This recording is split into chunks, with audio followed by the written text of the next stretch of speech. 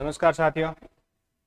YouTube पर RPSC के जो पुराने पेपर सॉल्व करवा रहा हूँ मैं, उसमें अभी मैं स्कूल लेक्चरर का जो फर्स्ट पेपर होता है जीके का पेपर, वो सॉल्व करवा रहा हूँ। इससे पहले मैंने 2024 का एक पेपर सॉल्व करवाया था। आज यही पेपर है 2022 का। 2022 में फर्स्ट ग्रेड का पेपर हुआ था। उसमें अलग अलग सीरीज थे, उसमें से एक सीरीज का ये पेपर है जिसमें जीके का मैन पिछले पेपर में मैंने मैथ रीजनिंग भी लिया था। आज मैथ रीजनिंग नहीं ले रहा हूँ, केवल जीके पे फोकस कर रहा हूँ, क्योंकि जीके बहुत बड़ा पार्ट है। स्कूल मैनेजमेंट और जीके बहुत बड़ा पार्ट है। मैथ रीजनिंग के तो 5-5 क्वेश्चन आने हैं, 5-5 10 क्वेश्चन आने हैं। बाकी 5 हिंदी के हैं, 5 इंग्लिश के हैं और 5 क्वेश्चन साइंस के। 15 क्वेश्चन है। अगर कोई जीके ढंग से कर ले कंप्लीट, जीके और स्कूल मैनेजमेंट, तो आराम से फर्स्ट पेपर में 150 में से इजीली 100 प्लस नंबर आ सकते हैं, आए हैं। ऐसे कई स्टूडेंट हैं जिनके 100 प्लस नंबर आए हैं। थोड़ा टफ रहता है, सुनने में ऐसा लगता है कि 150 में से 100 ही नंबर बहुत होते हैं। 150 में से अगर 100 नंबर आ रहे हैं, क्योंकि इसमें सब्जेक्ट बहुत ज़्यादा मिसलेनियस हैं। इसमें राजस्थान जी के हैं, इंडिया जी के हैं, हिंदी है, इंग्लिश है, साइंस है, मैथ है, रीजनिंग है, स्कूल मैनेजमेंट है, और इस बार तो इसमें साइको भी शामिल कर दिया गया है। तो पहला प्रश्न देखो। एक स्टेटमेंट है कि पिछले 1000 वर्षों में भारत में तानसेन जैसा संगीतज्ञ पैदा नहीं हुआ। ये कथन किसका है? ये कथन किसका है कि तानसेन जैसा कोई पैदा नहीं हुआ?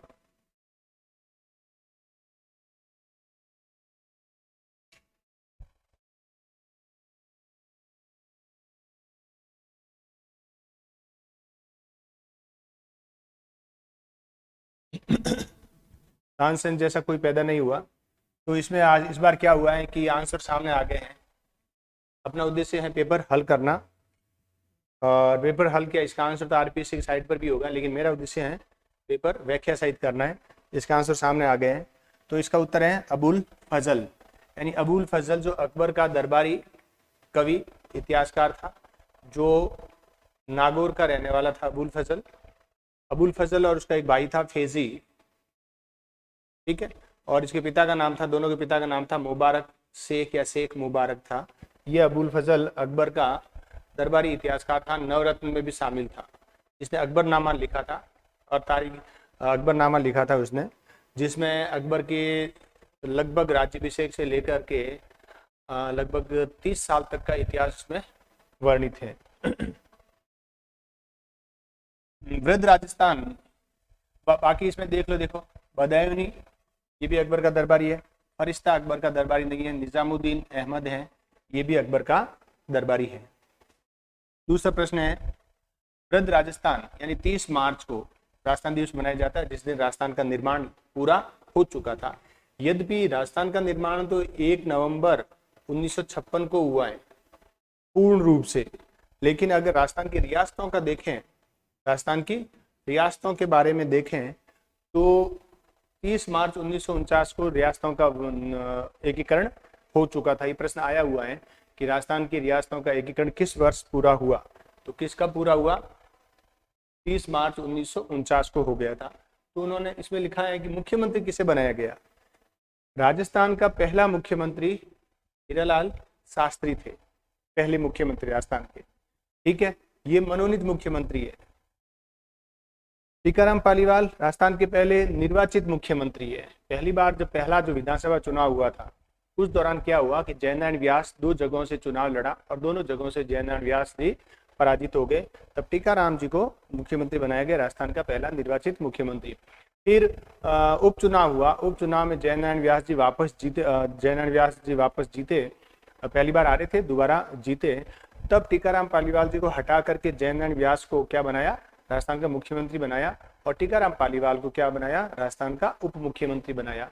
तो ऐसा प्रश्न भी बनता है कि राजस्थान के एकमात्र मुख्यमंत्री जो मुख्यमंत्री रहने के बाद उप मुख्यमंत्री रहे, तो वो कौन से थे? टीकाराम पालीवाल। अब देखो, ये सारे के सारे मुख्यमंत्री रहे हुए राजस्थान के।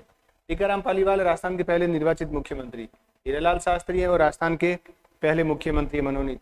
जयनारायण व्यास है, ये राजस्थान के मनोनीत मुख्यमंत्री भी है और निर्वाचित मुख्यमंत्री भी है।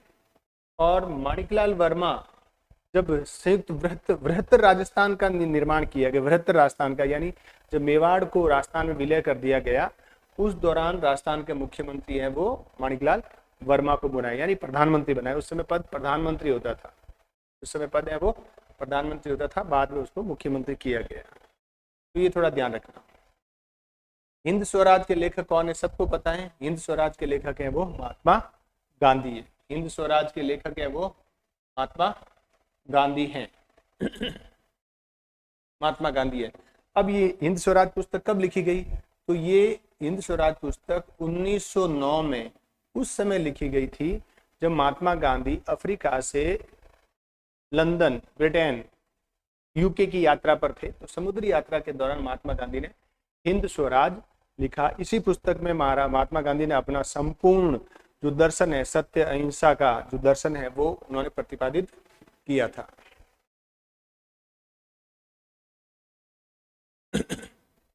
निम्नलिखित इमारतों में कौन सा है वो बाबर के द्वारा निर्मित इमारतें हैं। इनमें से दो इमारतें ऐसी हैं, दो के जोड़े दे रखे हैं, जो बाबर के द्वारा निर्मित है। देखो, एक तो काबुली मस्जिद पानीपत की, जो बाबर ने निर्मित करवाई थी, दूसरी है जामा मस्जिद संभल की, जो बाबर ने निर्मित करवाई थी। निर्मित तो क्या करवाई थी, पहले से कोई इमारत रही होगी और इसी को पुनर्निर्माण, उसको कन्वर्ट किया गया था। पंचमहल, देखो पंचमहल दिल्ली में नहीं है। अब इसमें ऑप्शन में कैसे दिया है पंचमहल दिल्ली में नहीं है। पंचमहल आगरा के पास है, फतेहपुर सीकरी में है, जो अकबर के काल में निर्मित है। तो इसका उत्तर होगा ए और सी। ए और सी होगा। बीकानेर लोक परिषद की स्थापना 1936 में किस शहर में हुई। बीकानेर लोक परिषद की स्थापना 1936 में किस शहर में हुई। बीकानेर लोक परिषद की स्थापना, अब ये इसकी स्थापना है वो कलकत्ता में हुई थी। वेद मगाराम और उनके नेतृत्व में कुछ और अन्य लोगों के द्वारा बीकानेर लोक परिषद की स्थापना की गई। अब देखो, राजस्थान में जो प्रजामंडल हैं या लोक परिषदें स्थापित हुई है, उनमें से कुछ प्रजामंडल या लोक परिषदें ऐसी हैं जिनकी स्थापना अपनी रियासत से बाहर हुई है। जैसे बीकानेर राज्य लोक परिषद की स्थापना है वो कलकत्ता में हुई है। एक भरतपुर प्रजामंडल की स्थापना रेवाड़ी में हुई है, कृष्णदत्त पालीवाल के द्वारा हुई थी, वो भरतपुर से बाहर रेवाड़ी में हुई है।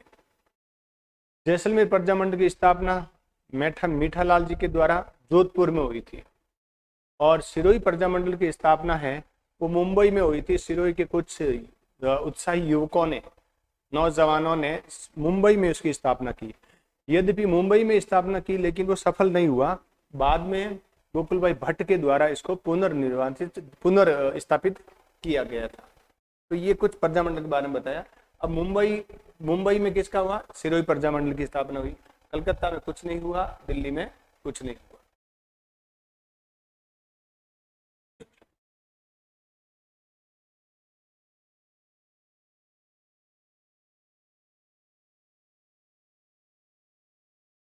एक वर्ष में कौन से 2 महीनों को कैलेंडर समान होता है। ये तो अब कैलेंडर देख लो आप, अप्रैल और जुलाई का कैलेंडर समान होता है, देख लेना, एकदम हूबहू होता है।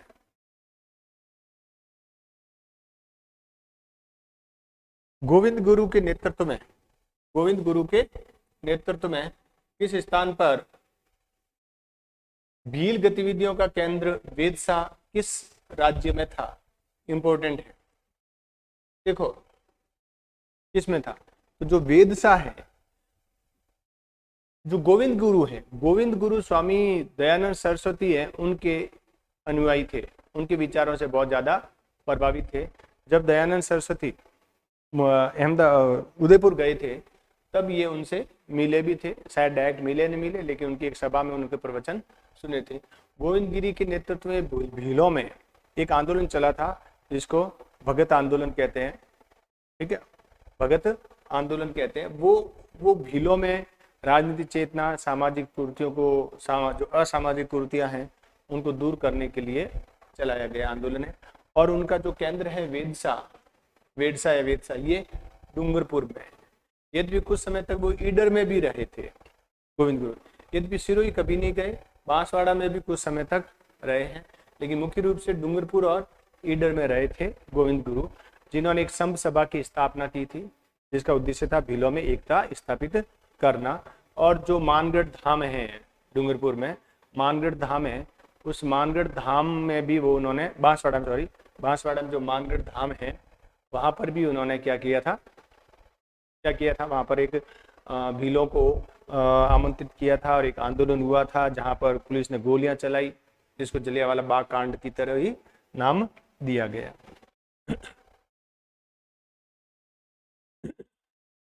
प्रतिहार वंश के संस्थापक हरिश्चंद्र की कौन सी राजधानी थी? हरिश्चंद्र की कौन सी राजधानी थी?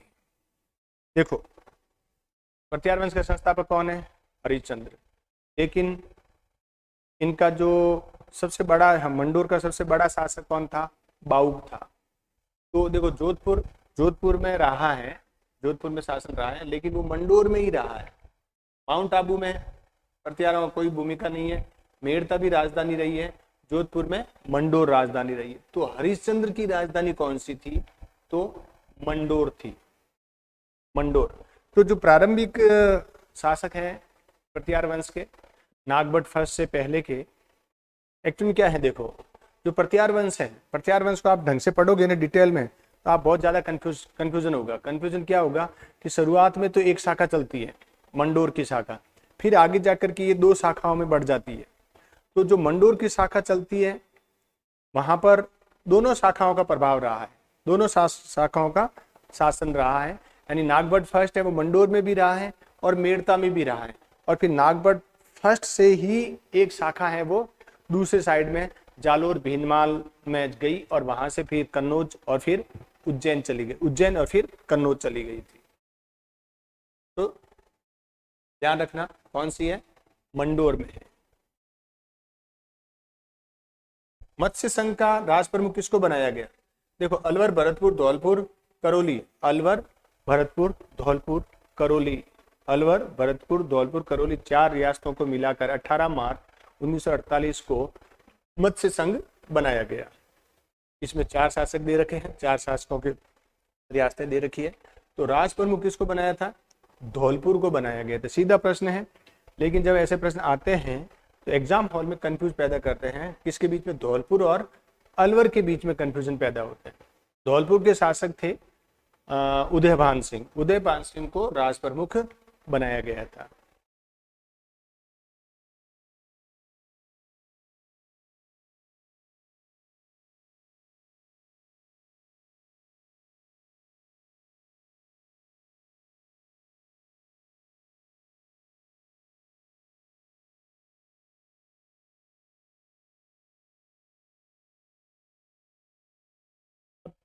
प्रश्न देखो, वंश भास्कर के लेखक कौन थे? वंश भास्कर सबको पता है। वंश भास्कर के लेखक कौन है? सूर्यमल मिश्रण है। वैसे मिश्रण नहीं है इनका नाम, मिश्रण है, सूर्यमल मिश्रण है। जो बूंदी के एक शासक थे राम सिंह जी, राम सिंह जी के दरबारी कवि थे, राम सिंह जी के दरबारी कवि थे। पद्मनाभ है, ये जालोर के शासक कानड़देव मतलब कानड़देव से संबंधित नहीं है, लेकिन उन्होंने जालोर से संबंधित है। कर्णिदान, ये जोधपुर से संबंधित है। शिवदास गौतम, इनका कहीं मुझे उल्लेख नहीं मिला है।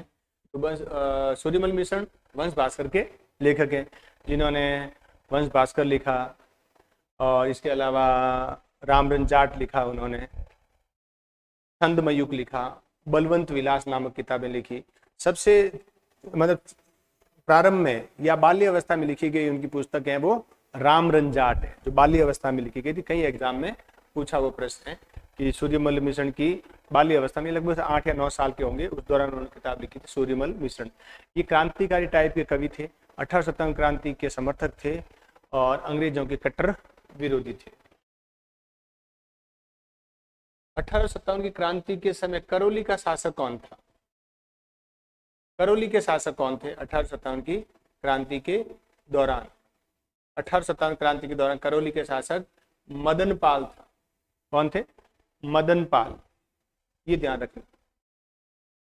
कौन है? यद्यपि गोपाल सिंह भी करौली के शासक हैं, लेकिन 1857 क्रांति के दौरान नहीं थे, 1857 क्रांति के दौरान नहीं थे। महाराजा जसवंत सिंह सेकंड, यद्यपि जोधपुर के शासक हैं, लेकिन ये क्रांति के दौरान नहीं है।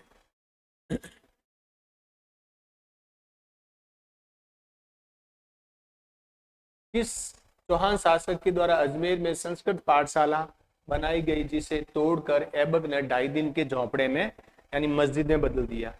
यानी अजमेर में चौहान वंश का शासन रहा है, अजमेर में चौहान वंश का शासन रहा है।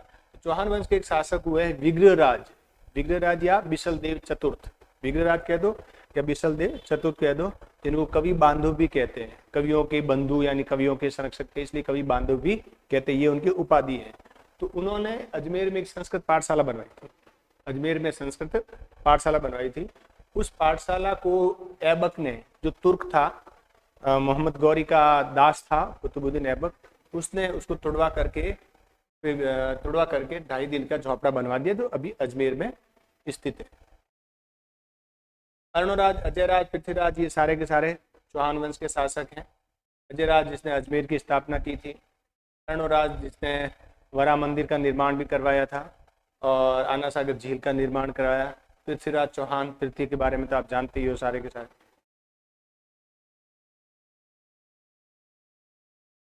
कुदरत सिंह किस कला से संबंधित? अब देखो यहाँ कंफ्यूजन होता है, एक है कुदरत सिंह और एक है कृपाल सिंह शेखावत, एक है कुदरत सिंह जी और एक है कृपाल सिंह जी शेखावत, दो अलग नाम हैं और दोनों जयपुर की ही कला से संबंधित हैं। जो ये कुदरत सिंह जी हैं वो मीनाकारी से जुड़े हुए, मीनाकारी के कलाकार हैं, और जो कृपाल सिंह जी शेखावत हैं वो ब्लू पॉटरी के हैं। कौन है? ब्लू पॉटरी के। तो मीनाकारी और ब्लू पॉटरी दोनों जयपुर की हैं, दोनों फारसी कला हैं। मानसिंह के दौरान लाहौर से जयपुर लाई गई थी मीनाकारी और ब्लू पॉटरी दोनों। मीनाकारी क्या होता है? सोने पर मीने की जड़ाई होती है।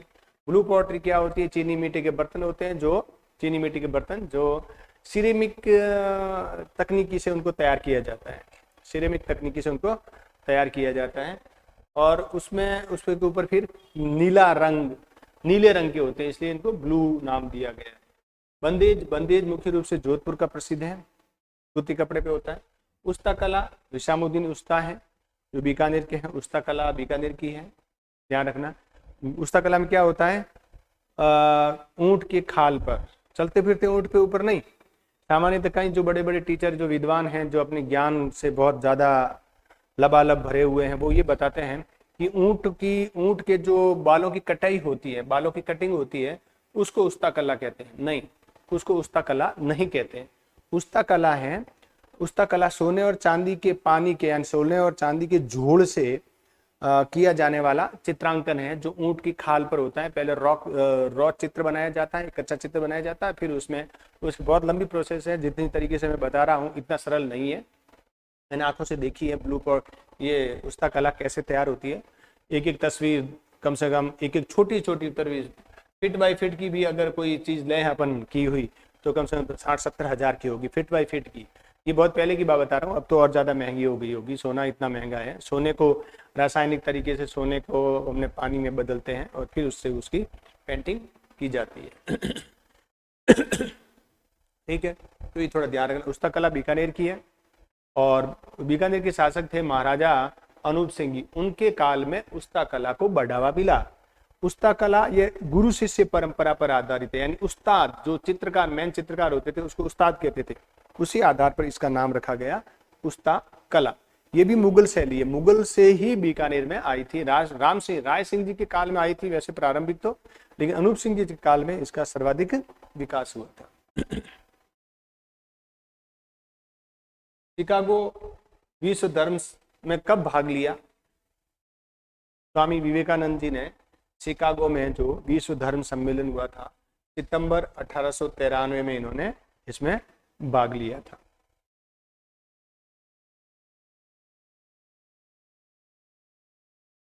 अगला प्रश्न है, देखो कि निम्नलिखित में से किसे उदारवादी नेता नहीं कहा जाता है? उदारवादी दो प्रकार के।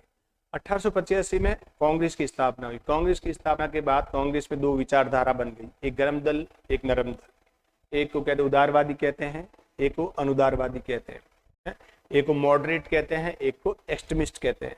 ठीक है, मॉडरेट का मतलब उदार, मतलब ढीला ढाला संगठन, अंग्रेजी शासन में विश्वास, अंग्रेजी नीतियों में विश्वास, अंग्रेजों की न्याय प्रियता में विश्वास, अंग्रेज जो कहीं यानी अंग्रेजों के गुलाम टाइप के लोग थे, ये उदारवादी लोग थे, अंग्रेजों के गुलाम टाइप के थे, अंग्रेजों में बहुत ज्यादा आस्था रखते, वैसे सीधे साधे लोग थे बेचारे। ये तीनों सीधे साधे लोग थे बिल्कुल, जो माई बाप कर रहे हैं, अंग्रेज कर रहे हैं, वो सही कर रहे हैं। हमारी उनकी लोकतांत्रिक व्यवस्था, उनके मानववाद, उनके संविधान में हमें आस्था है, और अंग्रेज जब भारत में रहेंगे तो हमारा भला करेंगे, इस विचारधारा के लोग थे। दादा भाई नौरोजी हैं, जिसको भारत का grand old man of India कहते हैं, भारतीय अर्थव्यवस्था के जनक भी कहते हैं। ड्रेन ऑफ वेल्थ दिया था इन्होंने दादा भाई नौरोजी ने। Poverty in un British rule in India, poverty in un British rule in India नामक किताब लिखी थी, जिसमें उन्होंने ड्रेन ऑफ वेल्थ, धन निष्कासन का सिद्धांत दिया था। बड़े विद्वान व्यक्ति थे, बड़े विद्वान व्यक्ति थे। गोपाल कृष्ण गोखले महात्मा गांधी के राजनीतिक गुरु हैं। उन्होंने सर्वेंट ऑफ इंडिया सोसाइटी स्थापना की थी 1905 में उन्होंने। फिरोज शाह मेहता बिल्कुल लिबरल आदमी थे। विपिन चंद्र पाल है, यह नाम सुना होगा, लाल बाल पाल, लाला लाजपत राय, विपिन चंद्र पाल और सुरेंद्रनाथ लाला लाजपत राय, बाल गंगाधर तिलक और विपिन चंद्र पाल। तो ये उन्हीं में से एक विपिन चंद्र पाल हैं, जो गर्मपंथी हैं, धर्मपंथी नहीं है। अगला प्रश्न है, 1961 से 1969 की अवधि के दौरान निम्नलिखित में से किस पुरातत्ववेत्ता ने कालीबंगा में उत्खनन नहीं किया? अब सामान्यतः क्या होता है कि एग्जाम में इतना प्रेशर होता है, हम इतनी जल्दबाजी करते हैं, उस दौरान क्या होता है कि जो पीछे वाला नहीं है ना, वो हम पढ़ ही नहीं पाते। पीछे वाला नहीं है, हम पढ़ नहीं पाते हैं। तब क्या होता है कि पीछे वाला नहीं पढ़ोगे ना, तो वहां पर 3 उत्तर होंगे।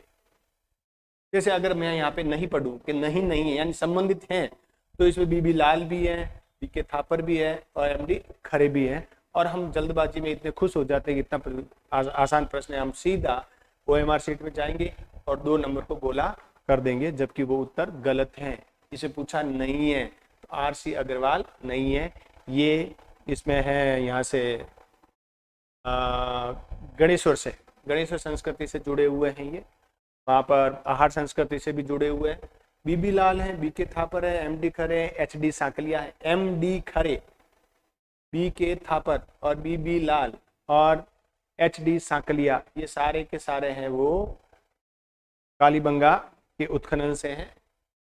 बीबी लाल, और अगर ध्यान हो तो ये जो कालीबंगा संस्कृति है वो कांस्य युगीन संस्कृति है। राजस्थान में एकमात्र कांस्य युगीन संस्कृति है जो हनुमानगढ़ में गग्गर नदी के किनारे स्थित है।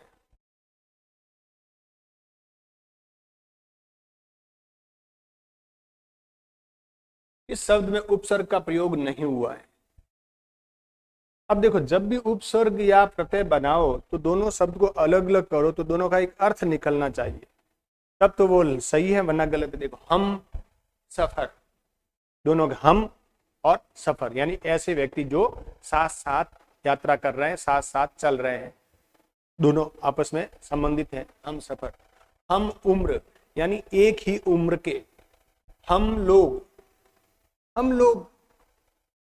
में 2 लोग नहीं है।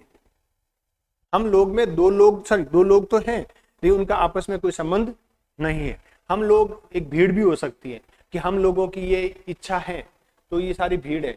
लेकिन हम वतन, यानी मेरा वतन, हम लोग में कोई भी हो सकते हैं, कोई भी हो सकता है। हम वतन यानी एक ही देश के रहने वाले। हम उम्र यानी एक ही उम्र के सारे लोग। हम सफर यानी जिनका जीवन एक साथ चल रहा है, जो आपस में जुड़े हुए। तो हम लोग हैं, वो नहीं है।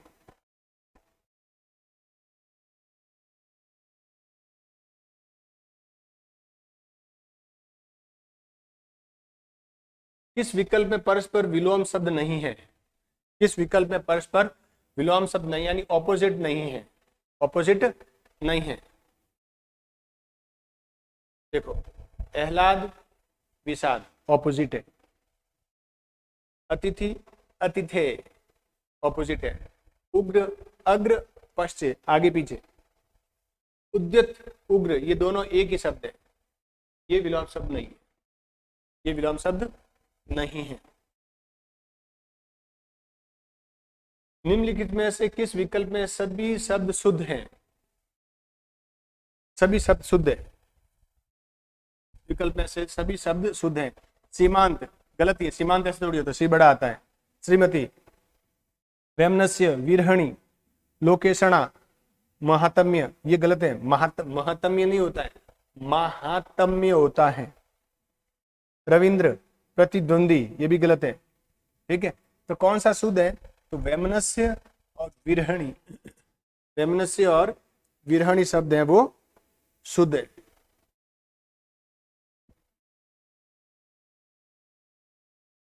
निम्नलिखित में किस शब्द का समानार्थक शब्द असंगत है? असंगत है इनमें से। असंगत मतलब उसका अर्थ सेम नहीं है। ऑब्लिगेटरी बाध्यकारी होता है, कहते हैं ना, ऑब्लिगेट, ऑब्लिगेशन, ऑब्लाइज, वही तो। कॉरस्पॉन्डेंस पत्रकार के द्वारा, इसका अर्थ है। मर्जर विलय करना। मेमोरेंडम स्मरण, वैसे तो ये गड़बड़ हो सकता है कि मेमोरेंडम का अर्थ भी स्मरण पत्र होता है, तो इसको एक बार छोड़ दो, इसको आप देख लेना किताब में, हिंदी की कोई भी किताब उठाना, उसमें प्रशासित शब्दावली देखना। मेमोरेंडम का अर्थ भी स्मरण पत्र ही होता है।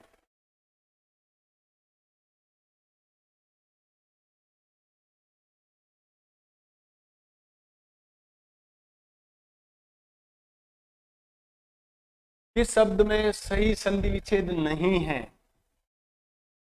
अभिषेक, धनुष्टंकार, धनु प्लस टंकार, सदानंद, सत प्लस आनंद, कंचित, किम प्लस चित। कौन सी शुद्ध नहीं है? ये शुद्ध नहीं है, अभिषेक।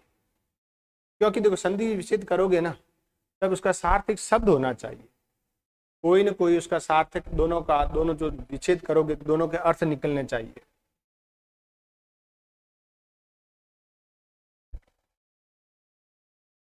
चूज द करेक्ट टेंस, यानी एक लाइन दे रखी है, इसमें 2 खाली स्थान है, आपको सही चुनना है। New cycle routes and speed limits, खाली स्थान, on selected roots.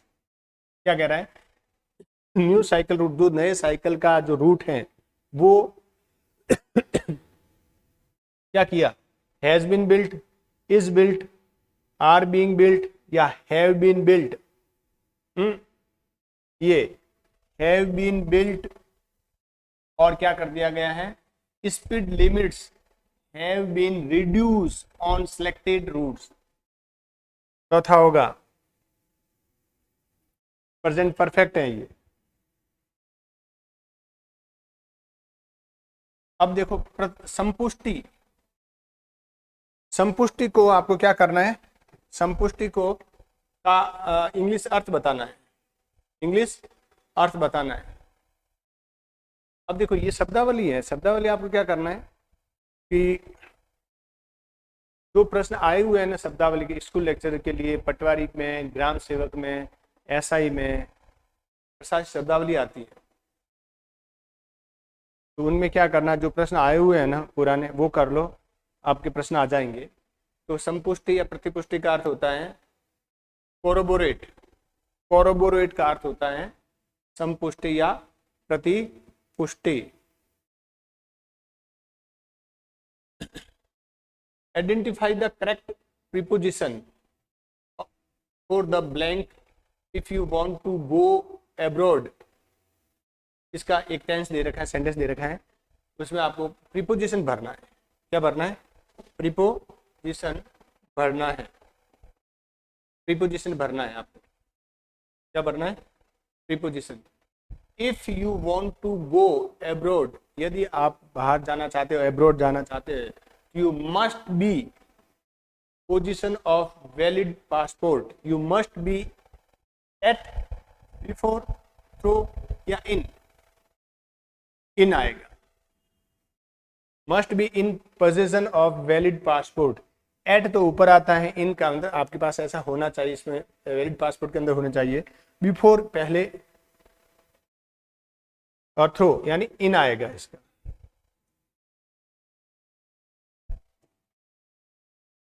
Pick the correct direct sentence following indirect sentence. एक सेंटेंस दे रखा है, I asked him if, I asked him, I asked him if he knew my name, direct indirect है। तो I said to him do you know my name, क्या होगा, ये दूसरा होगा। इंग्लिश का भी है, देखो मैं कोई इंग्लिश का टीचर नहीं हूँ, मैं तो ऐसे पेपर प्रश्न है वो हल करवा रहा हूँ। थोड़ा सा ही ध्यान रखना कि इंग्लिश हुआ, प्रशासनिक शब्दावली हुआ, स्कूल लेक्चरर के लिए कह रहा हूँ। पुराने जो प्रश्न आए हुए हैं उनको हल कर लो, आपके प्रश्न हल हो जाएंगे। पुराने पेपर हल कर लेना।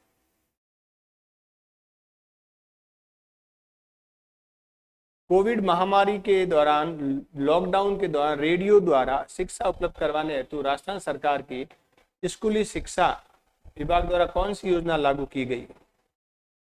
तो ये कोविड के समय लागू हुई थी, इसका नाम था शिक्षा वाणी था।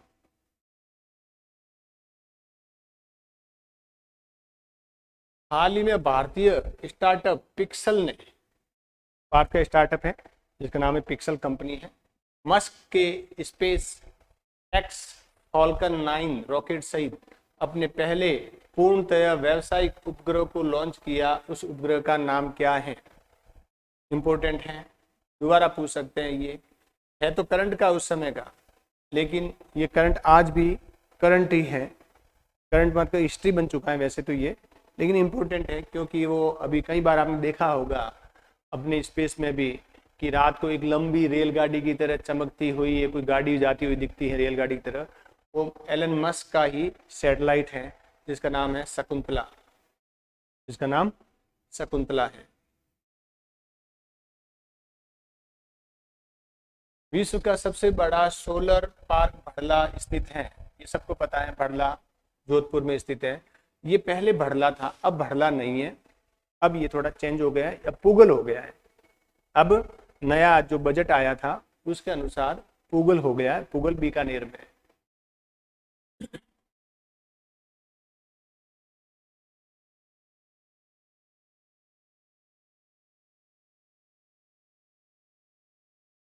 माध्यमिक शिक्षा बोर्ड की संगठनात्मक व्यवस्था में राज्य सरकार के द्वारा कितने सदस्यों को नामित किया जाता है?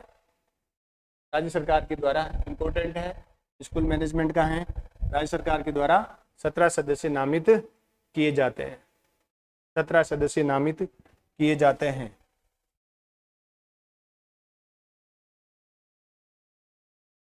उद्योग और स्थिति के संबंध में आपको गलत छांटना है, गलत छांटना है।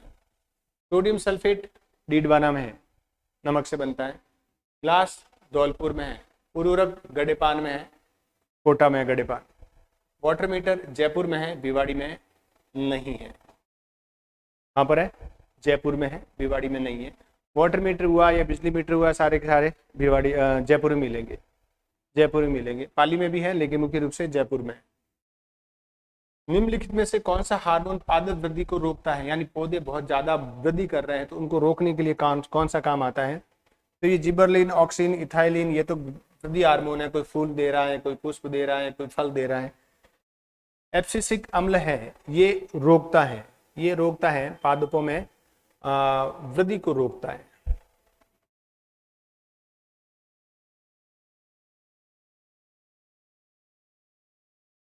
दो 2015 की खनिज नीति में कौन से मुद्दे पर जोर दिया गया? ये बहुत पुराना हो गया खनिज नीति, उसके बाद दूसरी भी आ गई है।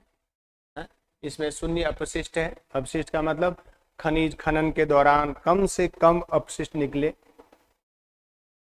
जैसे एक राजस्थान सरकार की नीति एमसेंड नीति, एमसेंड नीति इसी के अंतर्गत आई है। एमसेंड क्या है कि जो पत्थरों का, इमारती पत्थरों का और किसी प्रकार के पत्थरों का खनन होता है, तो खनन के दौरान जो अपशिष्ट बचता है पत्थरों का, उनको क्रशर में डाल करके, उसको थ्रेशर में डाल करके उसका पाउडर बनाकर, यानी उसकी रेत बनाई जाए, उसको कहते हैं एमसेंड। एमसेंड है तो सरकारी जो भवन बनते हैं, सरकारी भवन बनते हैं, उसमें 25% उस एमसेंड को यूज करना है। सुरक्षा उपाय करने हैं, किफायती लागत और सार्थक लागत होनी चाहिए, उत्पादकता और संरक्षण होना चाहिए, यानी चौथा सही है। Mahi Banswara Rajasthan atomic power project इकाई 1 व इकाई 4 का पहला कंक्रीट भराव किस वर्ष अपेक्षित है? यानी बांसवाड़ा में माही नदी के किनारे एटॉमिक पावर प्रोजेक्ट लगाया जा रहा है। अब वो कह रहे हैं कि वो एटॉमिक पावर का जब सेंटर का निर्माण किया जाएगा तो उसमें बड़ी बड़ी दीवारें बनाई जाती है जिसमें कंक्रीट भर के, ताकि रेडिएशन ना हो। तो इकाई पहली और चौथी का कंक्रीट भराव किस वर्ष पूरा हो जाएगा? तो 2024 में पूरा होने की थी। और थोड़ा ध्यान रखना, इंपॉर्टेंट है, ये इंपॉर्टेंट है, करंट था उस दौरान, लेकिन ये आगे तक जारी रहेगा। जब तक आपका सिलेक्शन नहीं होगा तब तक ये आपके लिए उपयोगी है।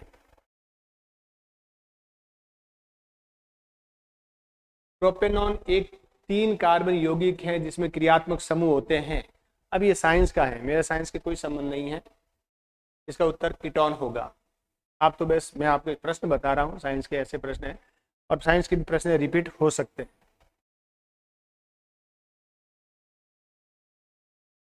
इसमें कौन सी जलवायु राजस्थान में नहीं पाई जाती है? एक प्रश्न दे रखा है नंबर 35 है, उसमें 4 जलवायु का वर्गीकरण दे रखा है और पूछा है कि कौन सी जलवायु राजस्थान में नहीं है। तो राजस्थान में टिवार्थी का पाया जाता है, कोपेन का पाया जाता है, थॉर्नवेट का पाया जाता है। ठीक है, तो BWHW है, BSSW है, CAW है, AWG है, लेकिन BSKW ऐसी कोई जलवायु राजस्थान में नहीं पाई जाती है। ये पश्चिमी राजस्थान में है, ये CWG पूर्वी राजस्थान में है और AW है वो डूंगरपुर, बांसवाड़ा, चित्तौड़गढ़, प्रतापगढ़ के हिस्से में है। मंकी पॉक्स वायरस के नमूनों की जांच के लिए एक प्रयोगशाला राजस्थान में कहाँ स्थापित की गई है? इंपॉर्टेंट है, आगे के लिए भी इंपॉर्टेंट है, हमेशा के लिए इंपॉर्टेंट है। मंकी पॉक्स के लिए कहाँ पर की गई? जोधपुर में की गई। कहाँ? मंकी पॉक्स की प्रयोगशाला जोधपुर में नहीं, मानसिंह हॉस्पिटल में की गई, न कि महात्मा गांधी हॉस्पिटल में। जोधपुर में नहीं है, एम्स में भी नहीं है, यानी जयपुर के एम्स में, जयपुर में।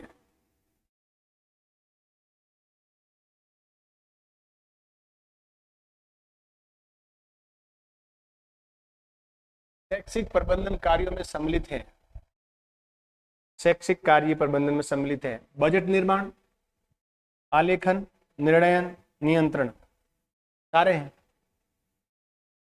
सभी है, तीनों के तीनों है।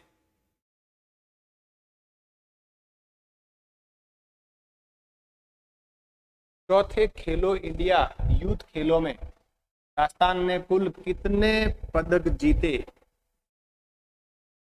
पूछ सकते हैं आगे भी कि चौथे खेलों में कितने पदक जीते, तो राजस्थान के द्वारा 32 पदक जीते गए, 32 पदक जीते गए।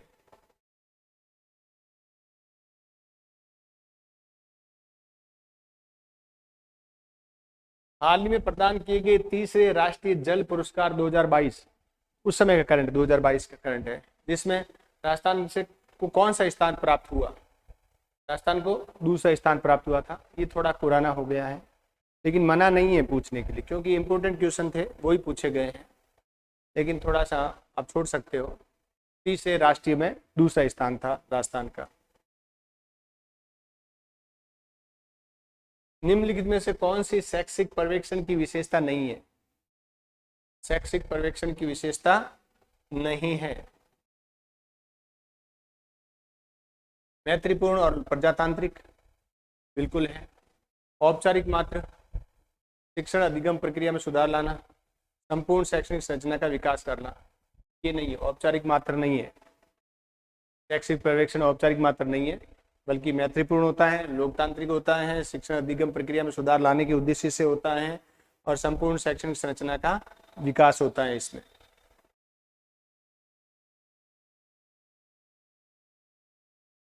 अब कॉन्स्टिट्यूशन की क्वेश्चन है, क्योंकि फर्स्ट ग्रेड में कॉन्स्टिट्यूशन भी होता है। किस अनुसूची में राज्यसभा की सीटों का राज्य आवंटन उल्लेखित है? यानी जो 10 अनुसूचियां हैं, 10 अनुसूचियां हैं, उसके बाद 11 हो गई, फिर 12 हो गई, ठीक है ना।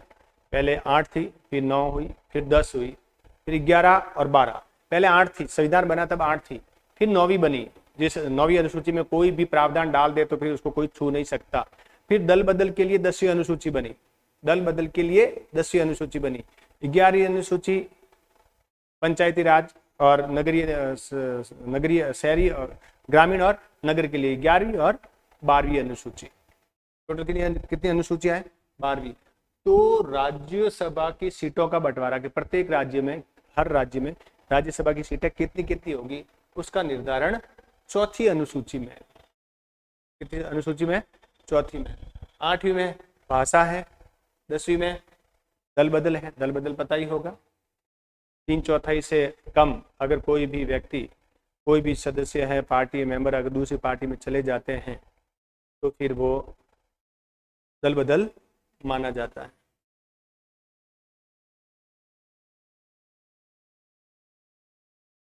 राजस्थान राज्य शैक्षिक अनुसंधान प्रशिक्षण संस्थान SIERT, ये पुराना नाम है इसका, SIERT, उसके बाद नाम चेंज हो गया है SIERT, जो अब देखो ये साथ में दे दिया, जो अब RSCIRT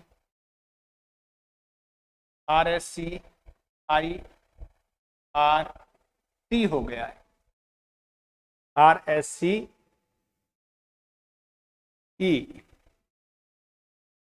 हो गया है क्या?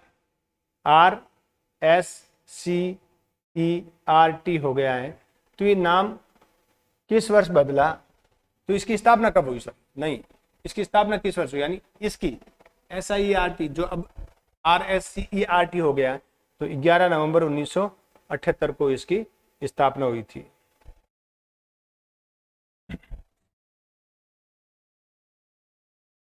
किस रचना के लिए असगर वजाहत को व्यास सम्मान 21 से सम्मानित किया गया? व्यास सम्मान दिया गया इनको, तो नाटक महाबली के लिए, नाटक महाबली के लिए सम्मान दिया गया। RTE अधिनियम 2009 के अध्याय 4 किस क्षेत्र से संबंधित हैं?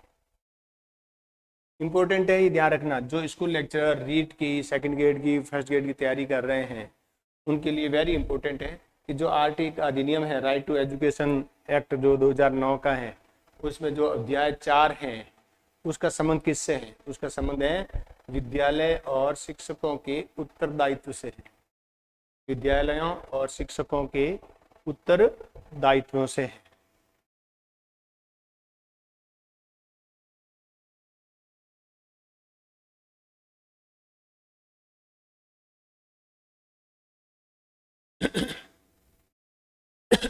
दो 2011 की जनसंख्या के अनुसार राजस्थान की कुल जनसंख्या में शहरी व ग्रामीण जनसंख्या का अनुपात कितना है? शहरी और ग्रामीण, राजस्थान में टोटल जो भी जनसंख्या है उस जनसंख्या में कितने प्रतिशत है जो शहर में रहती है और कितने प्रतिशत है वो गांव में रहती है? तो 24.9 है वो शहर में रहती है, 75.1 है वो शहर में गांव में रहती है। ये 2011 की जनगणना के अनुसार है। अब जनगणना अभी जल्दी ही शुरू होने वाली है, तो आप जनगणना अगर निकट भविष्य में कोई जल्दी एग्जाम होने वाला है तो आप पुराने जनगणना के आंकड़ों को पढ़ सकते हो। अन्यथा अगर आप साल भर में कोई भी एग्जाम नहीं देने जा रहे हो तो आप इस टॉपिक को छोड़ सकते हो, क्योंकि डेटा सारे के सारे चेंज होने, बहुत ही आमूलचूल परिवर्तन आएगा। क्योंकि लगभग 15 साल हो गए हैं जनगणना को हुए, यानी 15 साल का मतलब है 2021 में होनी चाहिए थी, 2025-26 आने वाला है, 25 आ गया है, 26 भी आने वाला है, तो 26 के लगभग साल भर लगेगा पूरी जनगणना को होने में।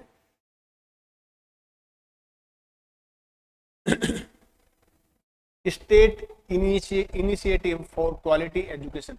अब देखो जो स्कूल लेक्चर के एग्जाम दे रहे हैं ना, उनको ध्यान रखना, SIQO का फुल फॉर्म भी याद कर लेना, SIQE का फुल फॉर्म भी याद कर लेना। ये इसका एब्रीविएशन फॉर्म है, तो फुल याद करना। State initiative for quality education कार्यक्रम है, सरकार का है, एजुकेशन विभाग का है। में से निम्नलिखित में से कौन सी SIERT के लिए तय की गई भूमिका या जिम्मेदारी नहीं है? यानी SIQ के तहत कौन सी जो 4 काम दे रखे हैं, तो कौन सा काम है जो इसके द्वारा इसके अंतर्गत SIQ में नहीं होता है? तो कौन सा काम नहीं है? ये नहीं, प्रभावी कार्यक्रमों को लागू करना व तकनीकी सहायता, ये काम SIERT का नहीं है। SIQE के अंतर्गत SIERT का काम नहीं है।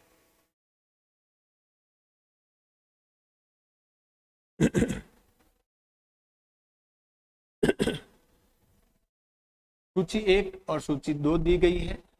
1 में राज्य दिए हुए हैं, 2 में लोकसभा सीटें दी गई है।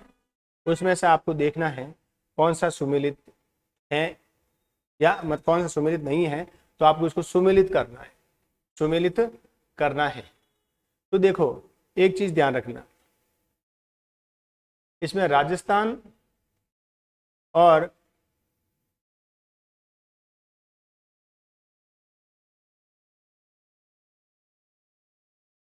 कर्नाटक की कितनी है, आंध्र प्रदेश की कितनी है, और देखो राजस्थान की कितनी है, 25 है, राजस्थान की 25 है, और राजस्थान के निकटवर्ती है वो उड़ीसा की है। अभी किसी एग्जाम में पूछा भी था, राजस्थान के निकटवर्ती किसकी है, उड़ीसा की है। तो देखो कर्नाटक के अभी लोकसभा चुनाव हुए थे, ध्यान हो तो कर्नाटक कितनी थी, 28 थी। आंध्र प्रदेश की 25 लोकसभा सीटें, गुजरात की 26 है, और उड़ीसा की 21 है।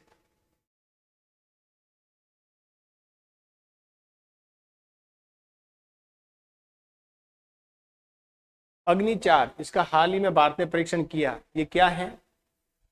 अग्नि जो भी है, जो भी मिसाइल है, वो इंटरमीडिएट रेंज बैलिस्टिक मिसाइल है। इंटरमीडिएट बैलिस्टिक मिसाइल है। इंटरमीडिएट रेंज यानी मध्यम दूरी की बैलिस्टिक मिसाइल है, ध्यान रखना। राजस्थान के कौन से क्षेत्र में तारा बालू का स्तूप पाए जाते हैं? अब देखो तारा बालू का स्तूप है ना, उस क्षेत्रों में पाए जाएंगे जहां पर चट्टानी मरुस्थल हो या पथरीला मरुस्थल हो, वहां पाया जाएगा। अब देखो मोहनगढ़, सूरतगढ़, तो सूरतगढ़ में नहीं है। सरदार शहर, शेखावाटी बिल्कुल नहीं है। सिवाना मरुस्थल नहीं है, पहाड़ियां हैं, 56 की पहाड़ियां सिवाना में। फलोदी में कुछ कुछ मिल जाएंगे, लेकिन सिवाना में नहीं है। तो इसका उत्तर होगा मोहनगढ़ क्षेत्र और कौलायत क्षेत्र में कहीं कहीं पर इसके बालू का स्तूप मिलेंगे। कौन से? तारा बालू का स्तूप। तारा बालू का स्तूप कहाँ पाए जाते हैं? तारा बालू का स्तूप चट्टानी मरुस्थल के क्षेत्र में, जहाँ चट्टानी पथरीला मरुस्थल है, वहां पर अनियमित हवाओं की वजह से, अदिशीय हवाओं की वजह, सदिश यानी एक ही दिशा से हवा चल रही है तब नहीं, अलग अलग दिशाओं से हवा चल रही है, उससे क्या उस चट्टानों के बीच में तारा बालू का स्तूपों का निर्माण होता है। राजस्थान में वर्तमान में कितनी डाइट है? तो 22 में टोटल 33 डाइट थी। जयपुर में 2 है, बाकी सॉरी 33 है ना, हाँ ठीक है 33 जिले थे, 33 डाइट है। अब जिले बढ़ गए हैं, तो अब इसके डाइट की संख्या है वो बढ़ जाएगी। निम्नलिखित के अनुसार भारत सरकार का प्रमुख खाता सलाहकार कौन होता है? अकाउंटेंट जनरल कौन होता है? या खाताधारक, सबको पता है। खाताधारक कौन होता है? भारत के नियंत्रक और महालेखा परीक्षक होते हैं। भारत का नियंत्रक महालेखा परीक्षक।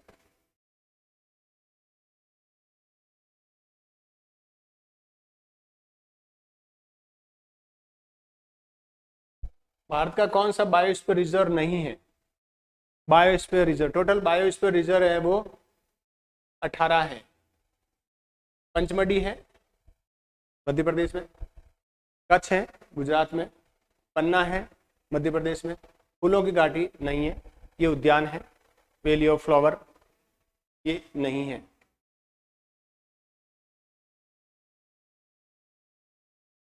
किस कंपनी ने भारत का पहला 390 MW का पवन, MW यानी मेगावाट का पवन व सौर ऊर्जा हाइब्रिड पावर प्लांट जैसलमेर में शुरू किया है? किसके द्वारा? चौथा, अडानी ग्रीन एनर्जी के द्वारा। अडानी ग्रीन एनर्जी के द्वारा स्टार्ट किया गया है। निम्नलिखित में से कौन सी नदी राजस्थान में सबसे बड़ा नदी क्षेत्र बनाती है? कौन सा नदी क्षेत्र बनाती है? सबसे बड़ा नदी क्षेत्र है वो जो अपवा क्षेत्र है, वो बनास का है, चंबल का नहीं। सिंगल एक एक नदी का पूछा है, चंबल नदी तंत्र का नहीं पूछा है, सिंगल अकेली नदी का। किसका? बनास का है। ठीक है, ध्यान रखना, सबसे बड़ा नदी तंत्र इंपॉर्टेंट है, इंपॉर्टेंट है। 2011 की जनगणना के अनुसार राजस्थान के किस जिले में लिंगानुपात सर्वाधिक है? तो देखो ज्यादातर इन सभी का लिंगानुपात ज्यादा है, लेकिन डूंगरपुर का सबसे ज्यादा है 2011। उससे पहले राजसमंद का था, राजसमंद का, पाली का भी ज्यादा है, लेकिन डूंगरपुर का ज्यादा है। आगे समझ में?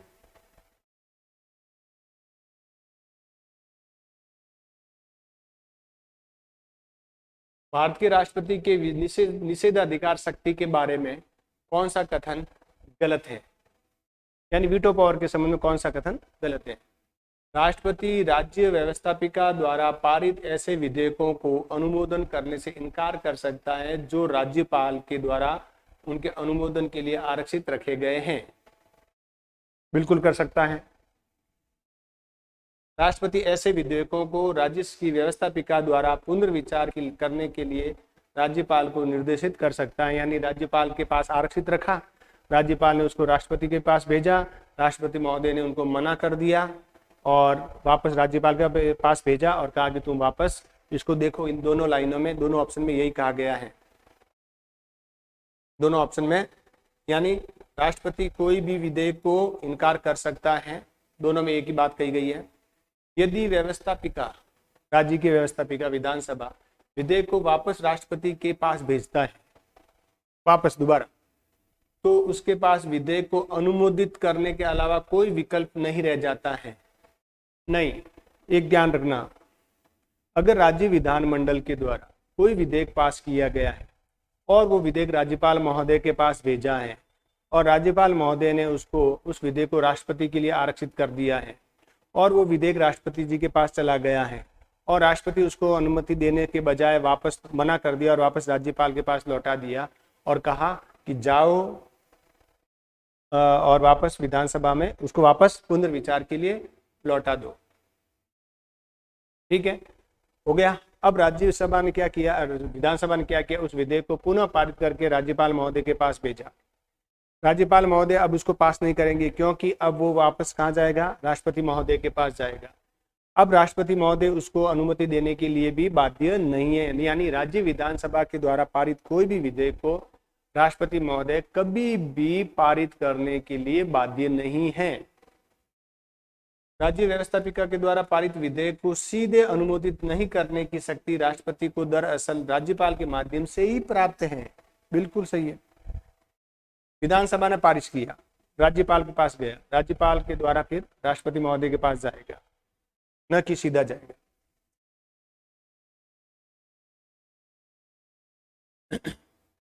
कौन सा कथन असत्य है? साइंस का दे रखा है। कैल्शियम ऑक्साइड जल के साथ अभिक्रिया करता है, यह बुझे हुए चूने का निर्माण करेगा, इसमें अधिक मात्रा में ऊर्जा उत्पन्न होगी, यह एक विनियोजन अभिक्रिया का उदाहरण है। हाँ, ये सही है, विनियोजन अभिक्रिया का उदाहरण है। ये प्रश्न करंट का था उस दौरान, फिर धीरे धीरे स्थायी हो गया। यानी जो रामगढ़ विषधारी उद्यान है उसको टाइगर प्रोजेक्ट में परिवर्तित कर दिया गया है। रामगढ़ विषधारी है ना, राजस्थान का 5वां उद्यान है। तो कहाँ पर है? बूंदी में है, सबको पता है। रामगढ़ विषधारी बूंदी में है। राजस्थान में 2019 में 20वीं पशु गणना के अनुसार सर्वाधिक भेड़ें कहाँ पाई जाती है? तो सर्वाधिक भेड़ हो या सर्वाधिक बकरियां हो, ये हमेशा बाड़मेर में ही होगी। कहाँ पर होगी? बाड़मेर में होगी।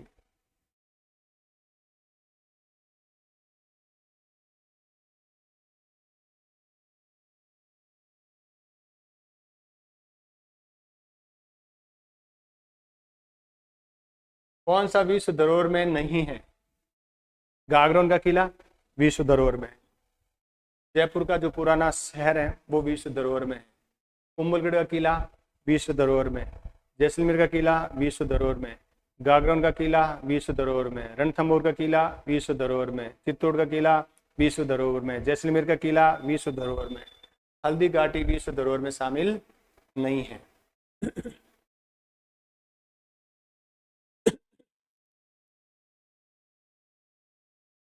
चार उद्योग दे रखे हैं और 4 जिले दे रखे हैं। मिलान करना, ये प्रश्न है ना, ये प्रश्न सीधा के सीधा राजस्थान अध्ययन की किताब से आया है। राजस्थान अध्ययन में पीछे अभ्यास के प्रश्न दिए हुए टॉपिक के बाद में वहां से आया है, पूरा पूरा कॉपी किया गया है, पूरा का पूरा कॉपी किया गया है। जो लेलैंड ट्रक का जो कारखाना है वो अलवर में है। इंस्ट्रूमेंटेशन लिमिटेड में है। स्टेट टैनरीज यानी चमड़ा उद्योग टॉप में है। एक्सप्लोजिव एंड केमिकल्स वर्क्स हैं वो धौलपुर में। सीधे सीधा कॉपी किया हुआ है, वहां से उठाया हुआ प्रश्न है।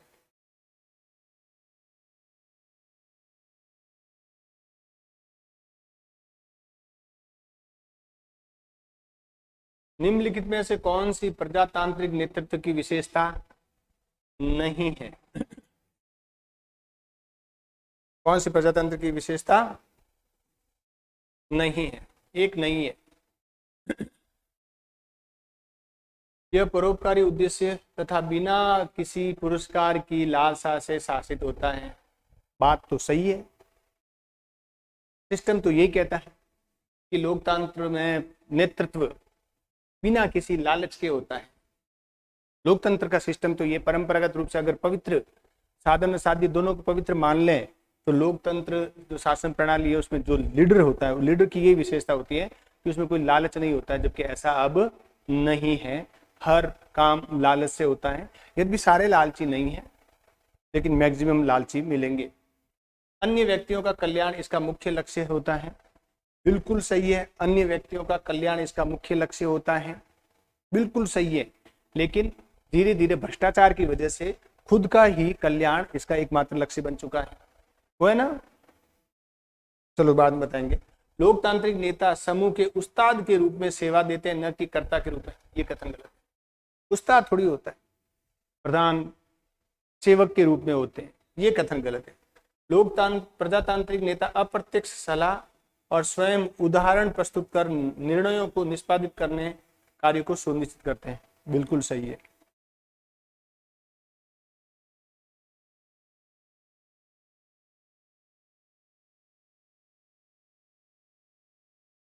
धारा जो आरटी राइट टू एजुकेशन की धारा 29 की उपधारा 1 के द्वारा प्रदत्त शक्तियों का प्रयोग करते हुए केंद्र सरकार द्वारा किस संस्था को प्रारंभिक शिक्षा के लिए पाठ्यचर्या और मूल्यांकन प्रविधि निर्धारित करने की अधिकृत किया गया है? तो वो है एनसीईआरटी को किया गया है। किसको किया गया है? एनसीईआरटी को किया गया है।